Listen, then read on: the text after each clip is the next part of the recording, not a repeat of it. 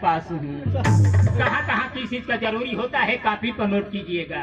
जंगल में भालू का, पौध में खालू का, सब्जी में आलू का होना जरूरी है। चंपाकल में जाली का, दरवाजा में ताली का, ससुराल में साली का होना जरूरी है। सलमानों में गुरु का, हजामे में थुरु का, बाजा में हुरका का होना जरूरी है।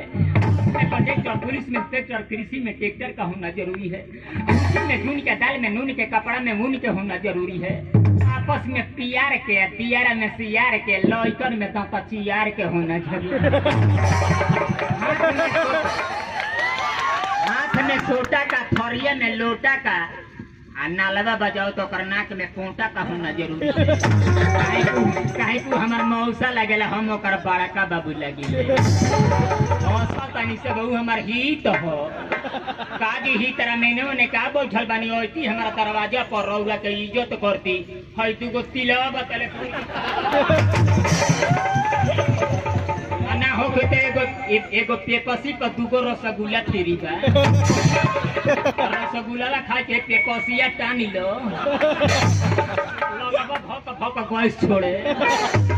दुकान में नौकर, गांव में पोखर, आटा में चोकर, नाच में जोकर का होना जरूरी है। ये देखिए पुरस्कार आरपीएफ बलिया के तमाम लोगों की तरफ से मिला, बहुत बहुत धन्यवाद।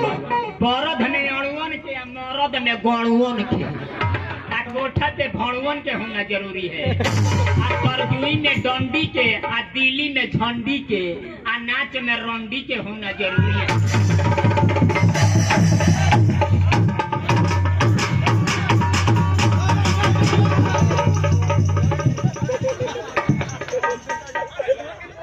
बाहर निकल जी ठाकुर प्रसाद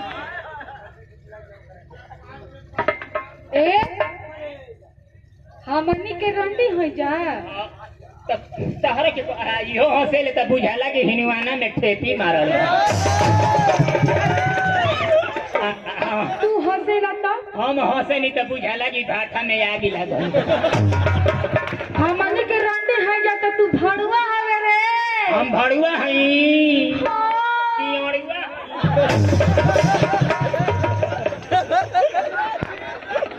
तू हमारा से झुरइबे तो धो के झपिला दे दी, अब पंजा से पंजा चढ़ा दे, अब बापा दादा चिचियइबे तो धो के हमारा से झुरा ले, दोसरा के देके दूर भगावे ले, रसगर देके पेन्हा ले। एक खटिया के खटियौनी खोटो मल, तोर पेट हो कि न तो कोला हो, रसड़ा बलिया के गोला हो। केतना ले सरजाम समा जाला, कतना लोग सट जाला, कतना लोग पाछा से धोई के चप। अरे गणवार क्यों काहे मारे तारे रे? तू काहे कहले कि पाछा से धो के चपक जाला, आगा से कहू? हां आ पाछा से मोटी मार काहे? हौदा हो गई। आगा से मारो, बोला आगा से मार, ओए तीन गणवा लागी फूक दिया एक लागी। काजी खड़ी होकर भगवान का नाम लो कैसे लिया जाता है? कैसे लिया जाता है? जैसे कहूँगा वैसे ही भगवान का नाम लेना है। बोलो। रघुपति राघव राजा राम, जेल के अंदर आसाराम। ये तो सब लोग जान गए, इंडिया के लोग जान गए कि आसाराम बाबू मलकाटा बाबा रहो। तहरा की पटले रहलन का हो ना हमारा के ना कोटले रलो। तब हां ये सुना तरु बोलो रघुपति राघव राजा राम, रघुपति राघव राजा राम। तोर बाबू के नाम रहे जगजीतन राम। रघुपति राघव राजा राम, रघुपति राघव राजा राम। ले होई चाप दुगो लंगड़ा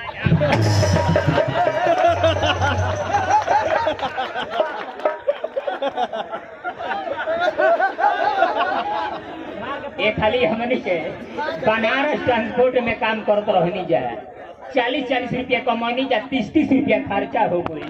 हमारा पाले बचल 10 रुपया, आ एकरा पाले बचल 10 रुपया। एगो लइका टोकरी में कोकरी बेचत रहे, हम का कहनी के 10 रुपया के कोकरी किन लिहनी, आई 10 रुपया के सेव किन लिहल। ये अंग्रेजी में बेचतिया, हम भोजपुरी में बेचतानी। बनारस के पर कोकरी के तरह बेचतानी। के तरह का करी का करी ताई अंग्रेजी में सेव बेचतिया तो के तरह बेचतिया? के तरह एक पेल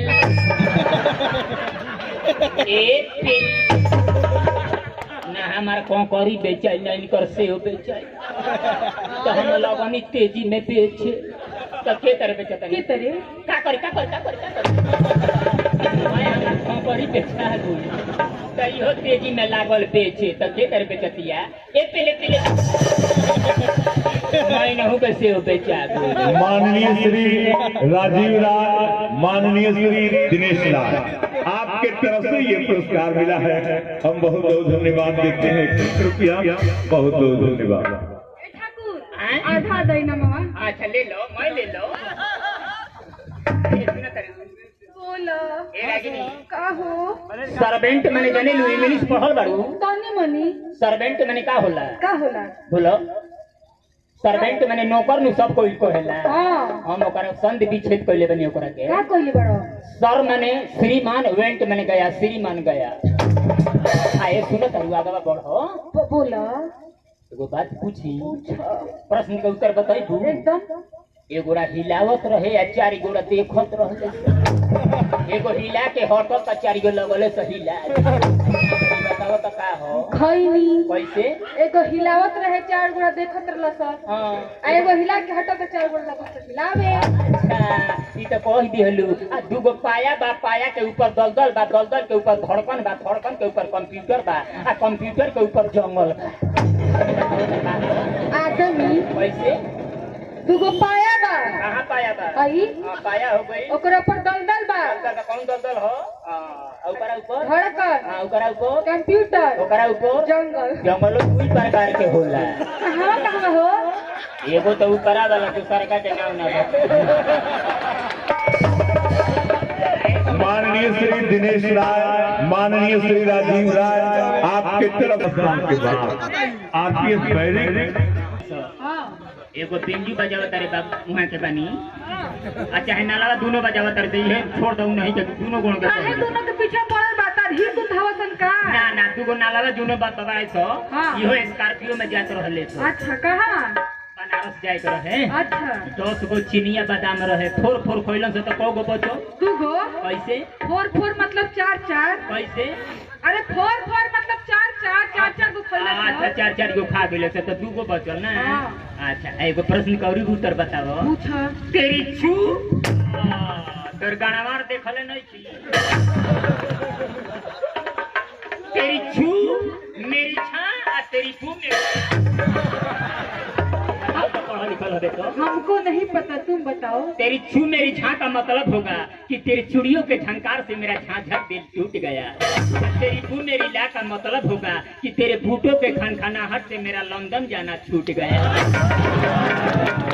आए बोला पढ़ल लिखल हो तनी मनी तनी गिलहरी नमक खाती है करे का संस्कृत में बतावे तो के तरह पढ़ल जाई तनी बताओ तो तू बता द जा तो हम ना बता ना मेरा बड़ी पढ़ल लिखल ना हो तनी मनी हट जाई तू बता द तो संस्कृत पढ़ल बड़ू नु हां हां तो गिलहरी नमक खाती है इसका संस्कृत में ट्रांसलेशन होगा अरे आप बता हम दो बता रहे हैं संस्कृत में ट्रांसलेशन होगा बुरियात लौड़म खादक बुरियात मतलब होता है गिलहरी लौड़म मतलब होता है नमक खादक में खाती है गिलहरी नमक खाती एगो री बात पूछता नहीं पूछो हो एगो मुर्गी के ऊपर मुर्गा चढ़ी गई अच्छा लागल मुर्गा तौर तब चिचिरी खाच अच्छा तो के तरह मुर्गा बोलता के करे